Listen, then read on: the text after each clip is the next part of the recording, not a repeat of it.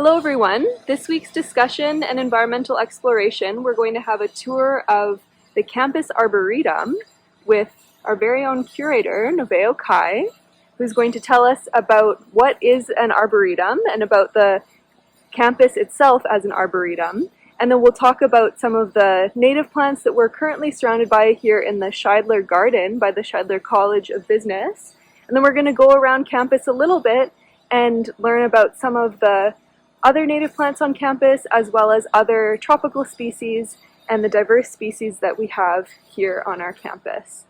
So first, Noveo, could you tell us a little bit about the campus as an arboretum?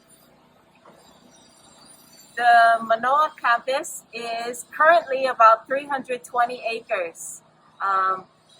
That's a significant growth from its original 20 acres in 1915. And within those 320 acres, the plants count is about 6,000. About 4,000 of those plants are trees. And so an arboretum is a botanical collection, a recorded botanical collection that focuses on trees or other woody plant species. The campus gained accreditation in 2016, so not too long ago, through the ArboNet program and the Morton Arboretum. It's a international accreditation, so we rank level 1 of 4 within the Arboretum program.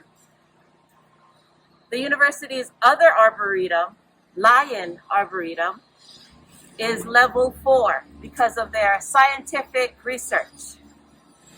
So an arboretum accreditation requires certain staff, dedicated staff and money to the care, maintenance of the botanical collection, and also the continued documenting of the collection.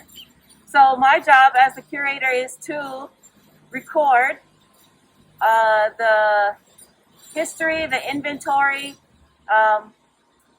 the accessions, the plant identifications, collect herbarium vouchers, collaborate with other herbaria and other botanical gardens. We collaborate a lot with Lion, Waimea, and the Honolulu Botanical Gardens, which includes Ho'omaluhia, Wahiawa, Cocoa Head, Foster, and the Liliuokalani Gardens. We do information and plant exchanges. And that, along with staff and faculty over the intervening century, have contributed to our existing collection today, which is quite eclectic and diverse. In this Scheidler Garden, it's very different from the rest of campus, as it is not manicured as the rest of campus is. That was intentional on both ends. It's intentional that the majority of campus is manicured as it is, and it's intentional that this space is not. This is cared for. It was created by and cared for largely by a landscape architect by the name of Rick Quinn, who was interested in incorporating more native plants in his landscape designs, but wanted to see how they grow and see their form without having to go into natural area reserves or travel to other islands. So he made a little space and started planting select specimens just to see their form. And this is the result. It's an amazing resource. It's a fun place to come, especially on campus, because it's unexpected. But it's got a lot of neat specimens that you wouldn't necessarily find coexisting in small spaces naturally because of their ecological differences. They're natural habitat differences. We have more coastal and dry specimens next to variably wet or more shady or mesic or higher alpine plants. And we've got layers, we've got trees and shrubs and ground covers. So it's a neat place to come and get a good impression of a forest. So we have some nice tall trees overhead bearing these cute compact leaves. This is Metrosideros polymorpha, and this is Metrosideros polymorpha. Not as compact, not as small, but they're both ʻŌhiʻa. ʻŌhiʻa is endemic to the Hawaiian Islands and currently threatened by bacteria. There's a lot of organizations working hard to mitigate the effects of that bacteria throughout the forest. And as an arboretum, our participation in supporting that same cause is to grow more ʻŌhiʻa and plant more ʻŌhiʻa on the grounds, but as well as we share plants as well with community members, staff, faculty, mostly for Arbor Day, but also for Earth Day. And so ʻŌhiʻa is always added in the menu. And over here, we have a lovely Bidens, probably torta. Ko'oko'olau is the Hawaiian name of this Asteraceae member. Beneath us, there's also this Marsilia, and ironically, this Ackee next to each other. I say ironically because Ackee is normally dry, loving, but Marsilia is more wet loving. So it's funny that we can create gardens to cultivate and perpetuate plants, not necessarily separately. Also, coastal and dry loving is Mayapilo or Caparis sandwichense. There's a flower up there, the white. Stamens in the caper family. And around behind me, there's a Lonomea tree, Sapindis, Oahuense. Got some fruit.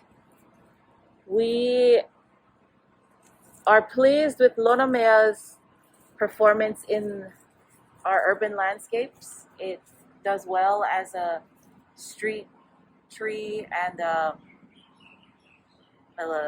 landscaping tree. And its form is similar to a formerly often used introduced tree, African tulip or Spathodia campanulata. And so anytime, say a landscape designer, landscape architect asks for a tree with certain parameters, because oftentimes they're looking for structure, then instead of the African tulip, I always push for the Lonomea.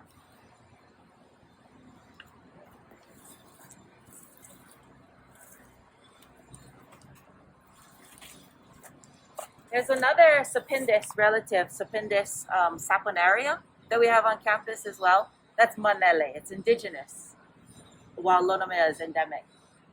Also endemic are about 25 to 27, I forget right now, species of Pritchardia. That's our only native palm to the Hawaiian Islands. There have been a lot of palm plantings on campus, including Pritchardia species that are not native, and no more. If it's going to be a Pritchardia, it's going to be a native.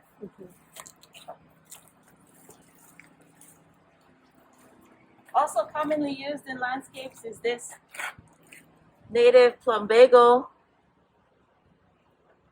or ʻŌhiʻa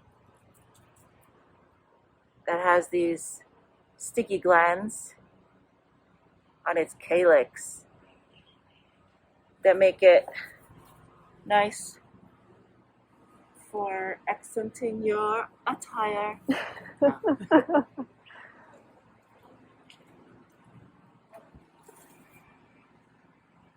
These two ʻŌhiʻa as well as this ʻilima papa are also common landscaping natives.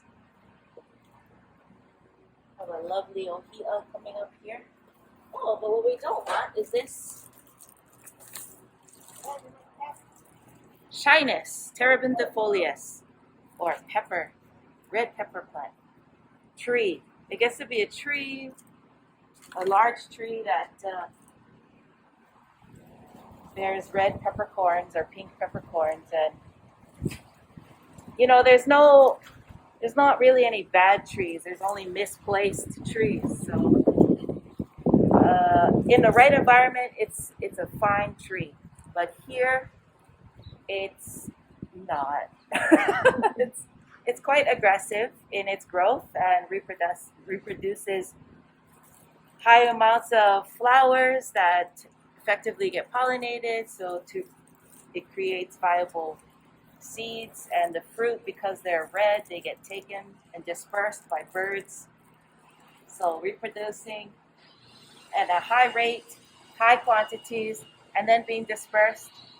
That's a, what do you call a combination for aggressive to invasive plant species in a location? Here in the back of Crawford, there's a nice tall Gardenia brighamiae grove that shadows Hibiscus arnarianus hedge next to some ʻŌhiʻa or sweet potato. Mixed in the ʻŌhiʻa are various colors of tea leaves, cordyline. And there's a palm here. It's not a native Prochardia, but the palm, the tea leaves, the variation in height, the colors, the textures are all required.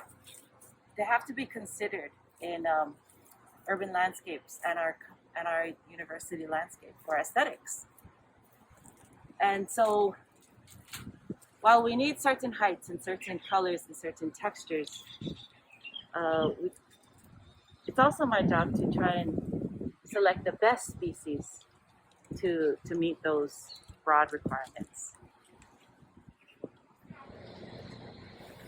So a lot of people ask what the oldest tree on campus is, and a lot of guesses are the baobab. That's a good guess, but it's wrong. The oldest trees on campus are the trees that were here before campus, which are the Prosopis pallida, or mesquite, or kiawe. Dotted throughout the campus, they are the oldest trees. So this portable on Maile Way, just Mauka of Webster, Spalding, and the Queen Lili'uokalani Center, is the home of Buildings and Grounds Management and also the Campus Arboretum Office. And in front of the office, we have a unique collection of a variety of plants. Most of them were no longer needed by an entomology lab. Dr. Dan Rubinoff and his study with the native moths require native plants as their host species. However, after certain phases or whatnot, he has spare native plants that he no longer needs for his particular research. And so we like to be a worthy recipient of those extras. And so we have some ma'o, or Gossypium tomentosum. We have Acaranthes, Chenopodium, Fimbristylis, Abutilon incanum that's just starting to flower now. Got some buds. It's a tiny indigenous Abutilon. And ʻŌhiʻa, this ʻŌhiʻa was actually a cutting from Foster Botanical Garden, and it doesn't produce viable seeds, so cuttings have been the only successful propagation method. This fallen over Acanthus, this vibrant variety of Pseudophyllix, and alfalfa.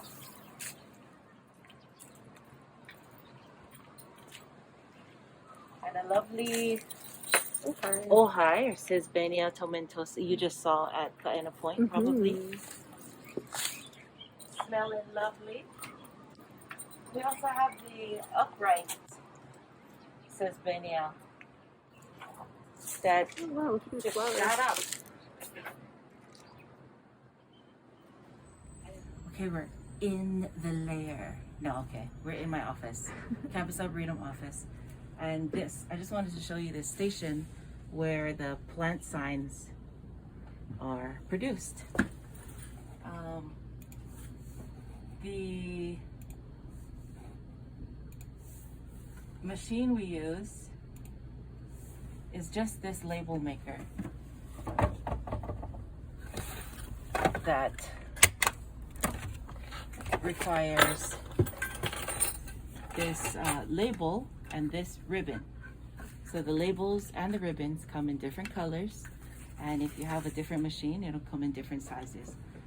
We use brown, blue, and green, bless you, for our plant signs. Brown indicates non-native cosmopolitan introduction. Blue indicates Polynesian introduction or canoe plants. And green is for indigenous and endemic to Hawaii plants. So can you guess what color we have the most of in the grounds? The first one. The first one, brown. But that makes sense. But I'm working towards increasing the green, as well as making sure all of the blue are well represented. So when research labs have, again, excess plants, we've also been utilizing this planter bed to plant them into, because it can be, the space is such by location and accessibility that it can be a little not monochromatic. Does that make sense? Not monotypic, not just fill it with loa'e, fill it with pohinahina. No, we can just add little bits as we receive them. So we've added ko'oko'olau, Lepidium, Osteomeles, or ule, and Plectranthus back there. It's in the mint family, but the Hawaiian name is Ala'alawainui Wahine. And they're all at the base of this wili wili tree that is Wili Wili sandwichensis, that was a volunteer. So it is believed that no one actually planted it. We're in Moore Hall. Above us are some tabebuya trees. And in the front, there's a hedge of Carissa macrocarpa. Both of those plant species are often used in landscaping for their structural and ease of maintenance. Structural growth, their structure and ease of maintenance. But we wanted to experiment a little bit in the planter bed, so we put a whole bunch of kupu and then added some ho'ava or ho'ava. Some ekaha or Splenionitis bird's nest fern. There was more polypoli, but the polypoli fell victim to slugs. Slugs are now under control. We also added more ʻŌhiʻa. Again, that's what we one thing we can do, add more ʻŌhiʻa where we can. Some of the palapalai remains. This is the fuller, nicer of the 4 beds. Let's move to this, across this one. Oh, we have carrots, Oahuans. In the middle, there's a na'u, or Gardenia berghamii. This was also an experiment just to see how well the carrots would grow with no irrigation. There's no irrigation in this planter. And it's just not feasible for our nursery crew to go around to every single spot, especially just for this relatively small planter, to water them as much as they would need water. So we just tested the carrots, and we gotta trim it. Looks okay, yeah. Oh, we had several ferns in here. There's now only 1 remaining, so we're reassessing and reevaluating before we just add some more. We want to make sure that we do it right. We also have Eugenia ko'olauensis sort of tucked away in here. Eugenia ko'olauensis, or nioi, is an endangered endemic plant. You can see its green sign, yay. And going back to the signs, this is the information that's on it. Let's go check it out.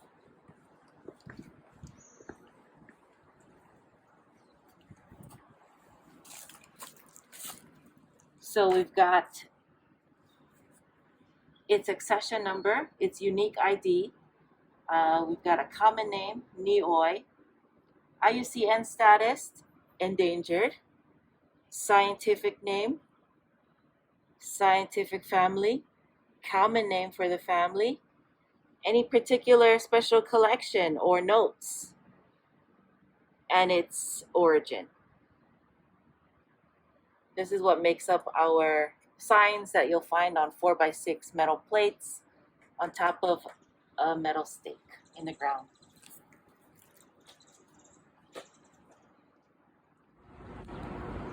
So along with our native plants, we have a lot of popular lay plants on campus, including this puakenikeni, or Phagrea. And because we would like to maintain, the purpose of this tree is to collect the flowers to make lei, right? So we have to maintain it at a height that people can access the flowers. That's why this tree is this tall, and that tree that was not maintained for harvesting is that tall. So the same species of plant on campus can look differently based on its purpose in the landscape. In the Sherman Courtyard, you'll find a Monroidendron rismosum, Policius rismosum, endangered in the wild. Fortunately, relatively easy to cultivate, so it is in cultivation and can be purchased from your neighborhood Home Depot. Get some flowers and that inflorescence there.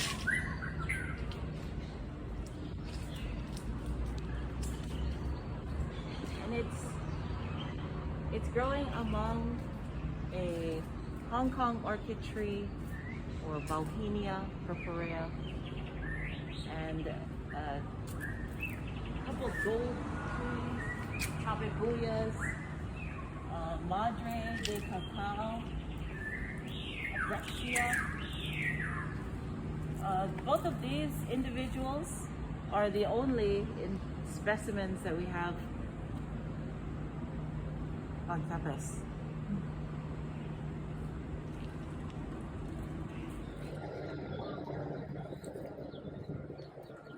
Warning, falling cannonballs. This deciduous tree is in the Lecithidaceae family, and Lecithidaceae is reported to be one of the most represented plant families in the Amazon forest. Other Lecithidaceae members are the little monkey pot nut trees, Lecithis minor, 1, 2, 3, leading up to the trickle tree.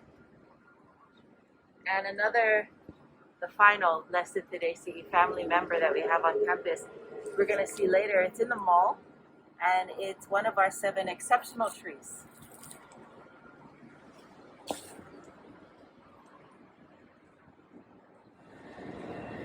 Barranconia Asiatica, the other Lecithidaceae family member, also known as Hutu.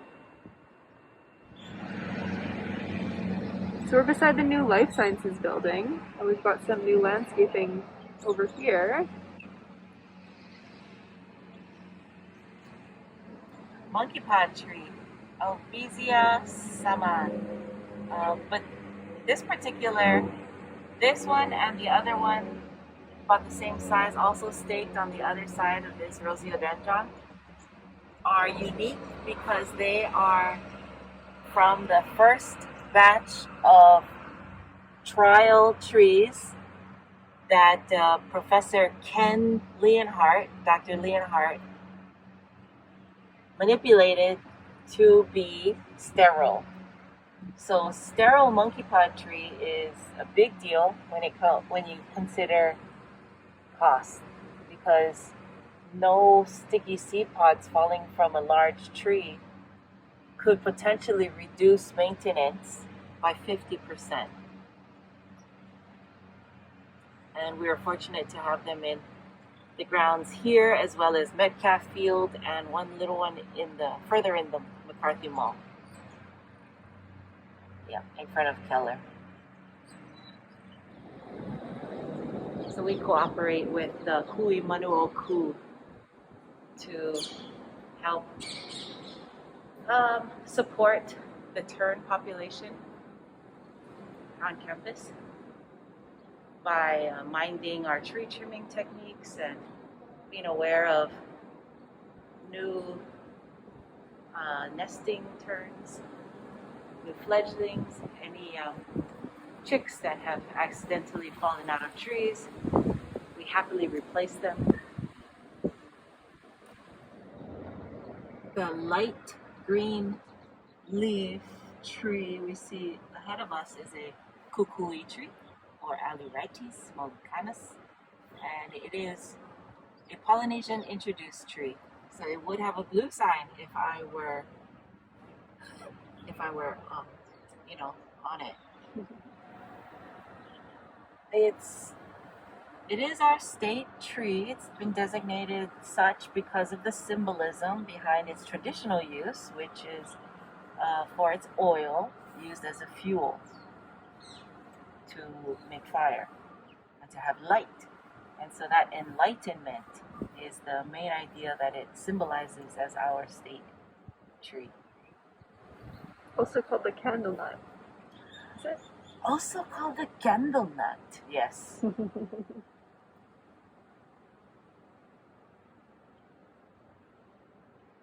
It's easily recognizable because of its light-colored ad-axle. Around Hawaii Hall is what we refer to as the palm garden. Palms.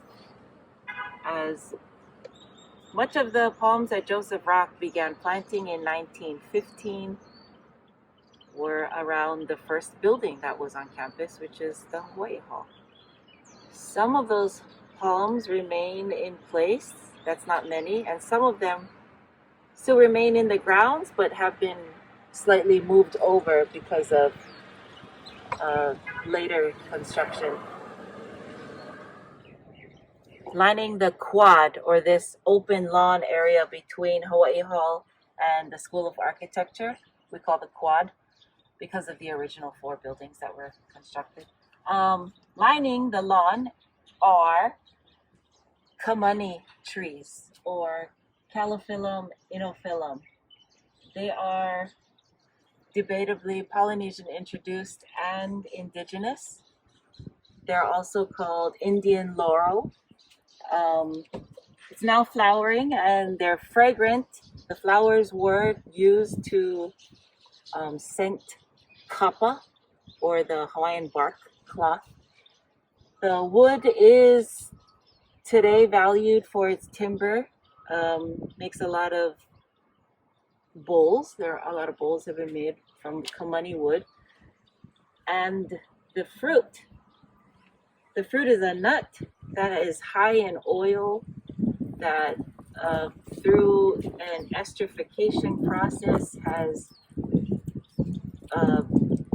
been the subject of research for biofuel.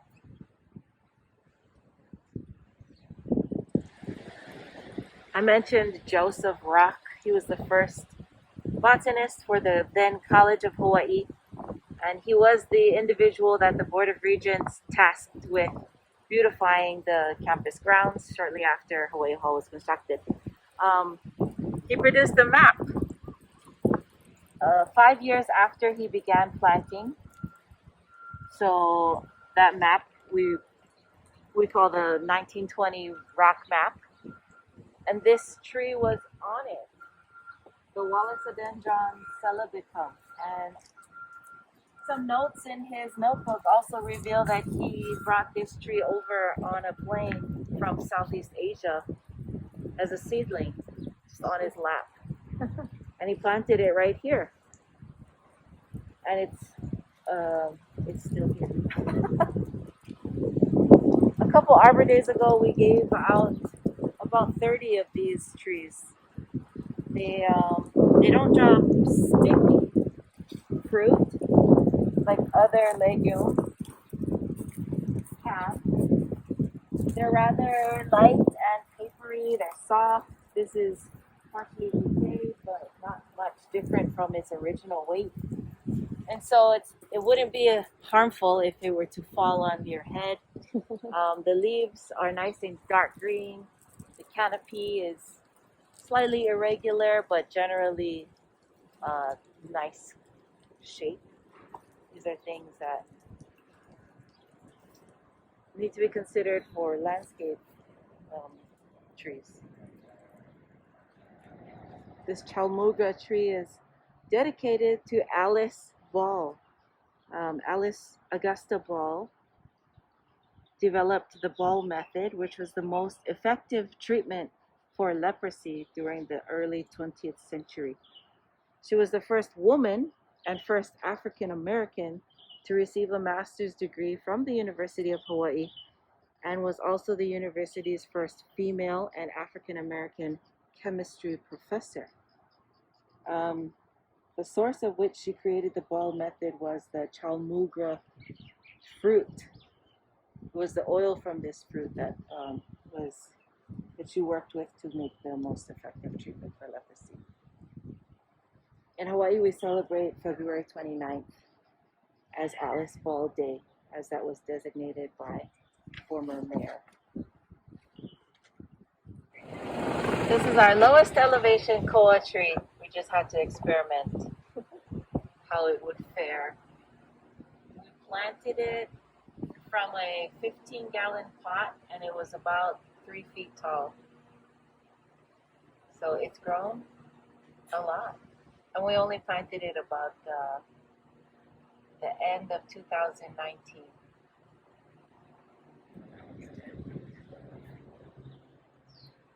Ackee trees. These are the only 2 specimens of this kind that we have on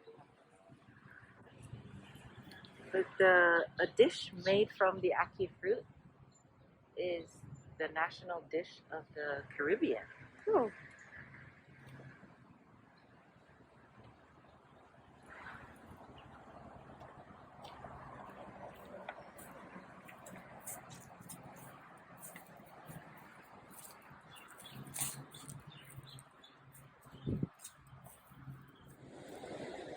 This magnificent African native was spared when the old Gilmore Hall on the University of Hawaii campus was torn down and replaced by the art building. It was probably one of the original trees planted by Dr. Joseph Rock in the early 1900s, but it is not included in the 1920 map. It is believed to be between 1920 and 1970. Its native range extends from Senegal to Botswana in every part of the Great Savannah, where the continent is hot and dry. Let's see. Elephants strip the bark from the lower trunk of the tree and chew on the spongy wood beneath to obtain water. As the interior of the tree rots, it often becomes a shelter and storage facility in its native range.